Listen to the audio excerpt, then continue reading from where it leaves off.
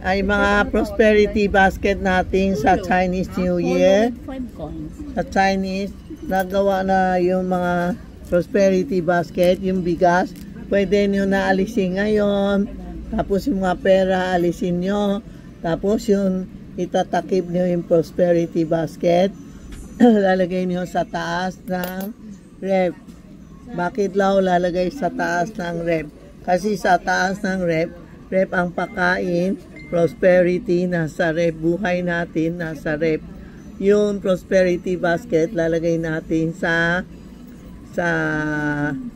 taas ng rep para prosperity tayo lifetime nakatakip. Then Chinese New next December 31 gagamit pa natin. Then pairam nga ng prosperity basket. Mamaya sabihin ko hindi naman alam niya anong prosperity basket. Kaya ko yung ibang wala. Pwede pa. Ito po, ha? Ito ang prosperity basket. Yung bigas nyo, kukunin nyo na, sasaing nyo na ngayong gabi. Ngayon, sasaing na po. Tapos, himay-himay ang loloto. Hindi isang buo. Sasaing nyo, kunti-kunti. Bukas, bakalawa, yan ang loloto nyo.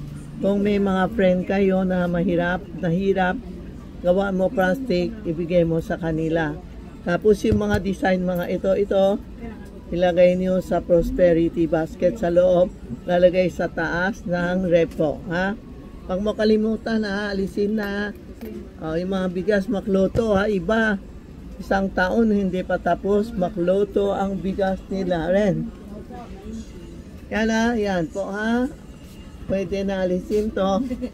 Pwede na isaing. Tapos, sino pa yun hindi bumili kasi ang Chinese New Year 15 days pa. Ang sa amin 1 month celebration sa China, sa Taiwan. Sino pa hindi nakalagay ito prosperity? Ito ang yun Yasui coins. Pwede kayo bumili ngayon. Ito bebili nyo sa loob. May ang pao na kasi marami nagtatanong. Saan yun ang pao? Nasa loob ng Yasui coin. Andito may angpao, itong dalaw ito, lalagay mo sa loob ng angpao. Tapos, lalagay tayo ng pera, bahala kayo, 1,500, 100. Lalagay nyo dito. Tapos, lalagay natin sa ilalim ng unan nyo.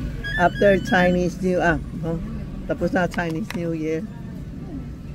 Lalagay niyo sa ilalim ng unan po. Diyan mo muna.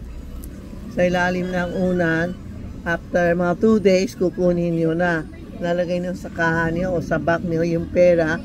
Pwede niyo gastusin. Pero pag matanda, parang kami, nilalagay ko sa ilalim ng unan. Hindi ko na inaalis. Next year na papalit. Ito ang year ng snake. Next year, year ng horse. Huwag kayo bumili ng dragon o tiger, luma yun ha. Bumili na kayo habang meron pa ako. Last year, naubusan kami. But this year, meron pa tayo kunti ha.